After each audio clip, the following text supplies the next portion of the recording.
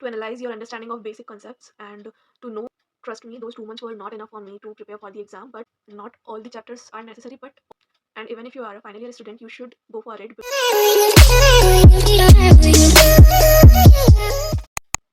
Hello everyone, welcome back to Biotechnologically. I am Riya Asthana, back with another video which is about how to plan your next 5 months to target CSIR NET June 2026 exam. So if you are still thinking about that whether you should attempt this session of exam or not, then you should stop thinking much about it and start preparing. And even if you are a final year student, you should go for it because the subjects for which you are preparing for your semester exams are also a part of CSIR NET syllabus. If you have not checked the syllabus of CSIR NET exam, then you should check it as soon as you can. And don't forget to solve a previous year question paper to analyze your understanding of basic concepts and to know how you should and why should you solve a PYQ paper before starting preparing for this exam. Watch my previous video. I have explained it in detail.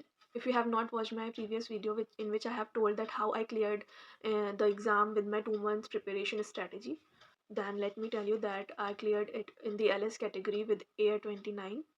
Trust me, those 2 months were not enough for me to prepare for the exam, but the knowledge and understanding that I gained during my graduation and post graduation helped me a lot to prepare for this exam. So you should attempt this exam while preparing for your final semester exams. That is totally fine, and even it is more appropriate according to me, because as I have told earlier that without knowing that I would be attempting December 2024 CSIR NET exam, I was just preparing for my final semester exams. And then I got to know about the deadlines of the applications for CSIR NET exam, and I just filled the form without thinking much about it. I finally made it to AIR 29 in the LS category. At that time, I was not aware that I will be giving the exam, but I filled the form, and then I was having 2 months because the exam held on 1st of March, I think, and I filled the form in the last week of December. To know more about this, you can watch another video on my channel. So right now, near about 5 months are left for this exam, which is enough for you to prepare for the exam if your basics are clear.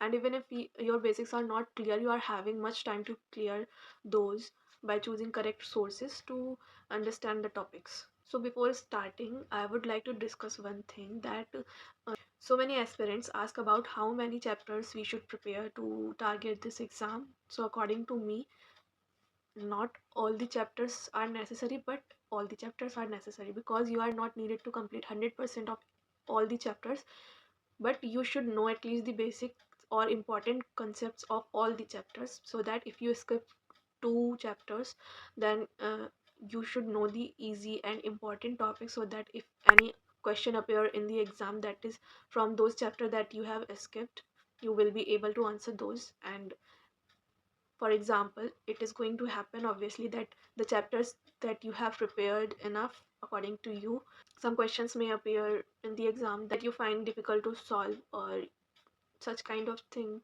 happen in the exam, which is very normal. So you should prepare those chapters. For example, if you think that you can study only 8 chapters because you are comfortable with those 8 chapters, and rest of the 5 chapters are not that interesting for you, or you find those chapters difficult to understand, so you can choose the easy and important topics from those chapters and just study those for the exam. You will have to choose such topics after studying the trend of the question paper, that what kind of questions are being asked from such units. Coming to the 5 months plan that I would have followed, you can modify it according to your requirements and your capabilities. And in this video, I will be targeting 10 chapters seriously, and rest of the 3 chapters will be for like backup, as I said. So those will help me to score better. So at first, you should choose 5 to 6 units that you are comfortable with and that match your academic background. Like in my case, I am from biotechnology background, so the chapters that match with my background and that I am comfortable with are molecular biology, cell biology, biochemistry, and I can add immunology in this list too. And apart from that, I can also choose methods in biology and applied biology in this category. So I am comfortable with these chapters, and this should also include the subjects that you are preparing for your current semester exams, because you are going to study those chapters anyways. So align them properly and filter those chapters wisely, that what are your top 5 units from the syllabus. So these top 5 or 6 chapters that you have chosen from the syllabus that overlap your niche and you are comfortable with, you have to prepare these chapters in 2 months. You have to clear all the basics. Like I have listed the chapters that I am comfortable with. Those are the basic units of life sciences, so you cannot skip those chapters, but you can replace some of them with your chapters. Like if you are from botany background, then you should choose plant physiology because you can prepare that better. And if you are from zoology background, then you can choose animal physiology and developmental biology. So it is up to you. So first 2 months or 60 days of your preparation are going to be about the basics and these units of your syllabus, so that you can be confident enough at the end of these 2 months that you have prepared at least 40% of the syllabus. And if you find yourself weak in the basic concepts of life sciences, then if you want to take more than 2 months, like 2.5 months, then you should, because after clearing the basics you can move ahead to chapters that you are not comfortable with. So it is very important to clear the basic concepts of life sciences, so you can take more time for it. Just clear those 5 to 6 chapters of the syllabus, and also try to do chapter wise PYQs and practice as many questions as you can during your preparation. But first prepare 5 to 6 units, and after that start solving questions, because it will boost your confidence. And without preparing that much, if you start solving questions, then you will feel demotivated, that you are not even able to solve the easy questions. So make sure that you prepare at least 5 units in 2 months or 2.5 months, so that you can practice questions. So all you have to do in this period of 2 months, that you should get the basic concepts of life sciences at the tips of your finger. After this first stage of your preparation, you will be moving ahead in the second stage, where you will be choosing next 3 to 4 units as per your preference, that what are the units in which you think that after making some extra efforts you can study those units for this exam. And you can analyze it by solving the questions of the previous year question papers, like I have explained in the previous video.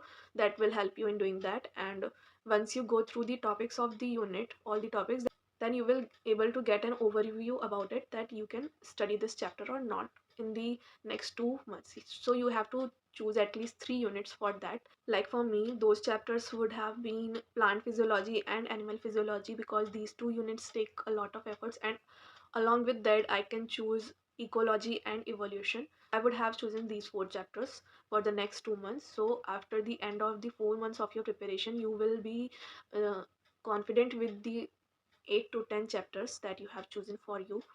And one thing that you should not forget, that I have not mentioned the revision sessions that you will be doing during your preparation time, because revision is must. Once you start preparing for the exam, you cannot avoid revising the previous units. So in the second stage of the preparation, it is very important to keep revising the units that you have already prepared, and keep practicing questions that will help to evaluate your performance and your preparedness for the exam. Now, according to me, in the last stage of your preparation, which will be about 30 to 45 days, you should focus only on revising the topics that you have prepared earlier, so that you can feel more confident about it. And apart from that, if you are comfortable and you want to study more chapters of the syllabus that you have left, like 2 or 3 chapters, which you should, because as I have told, that the chapters that you are thinking that you should skip those chapters for the exam, you can just pick some important topics from those chapters, like those which are trending topics of the exam. So you can follow those important topics to study, so that you can increase your chances of qualifying the exam with good rank. So for example, if you have prepared 9 to 10 units by the end of 4 months of your preparation, then you can pick 1 or 2 units more to make it more easier for you to qualify with a good rank. But you should note one thing, that you should never start studying something new, like new topics, just 20 days before your exam, because that is not going to help you. Instead of doing that, you should focus on your revision sessions and mock test practice, so that you can end your preparation on a good note. If I talk about the part A of exam, which is general aptitude, which includes mathematics and reasoning questions. So if you are comfortable with mathematics and reasoning, then you can give 1 month to prepare for that. And if you are someone who find difficulty in solving mathematics question, then you should give at least 45 days to prepare for part A of the exam. And you cannot leave it like, okay, I'm not able to doing it, then I will make sure that I am doing 25 questions from part C and 35 questions from part B. Then even if you are 100% sure about it, then you should not try to skip the questions from part A, because you will be scoring more than others who are thinking that it is nice to leave part A, but it's not. So the overall conclusion of this video is that you should not skip chapters completely, and you should try to cover at least the important topics of those chapters that you are not going to study for the exam. Still you have to, and you are not needed to cover 100% of every chapter. You are just needed to complete at least 70% of each chapter.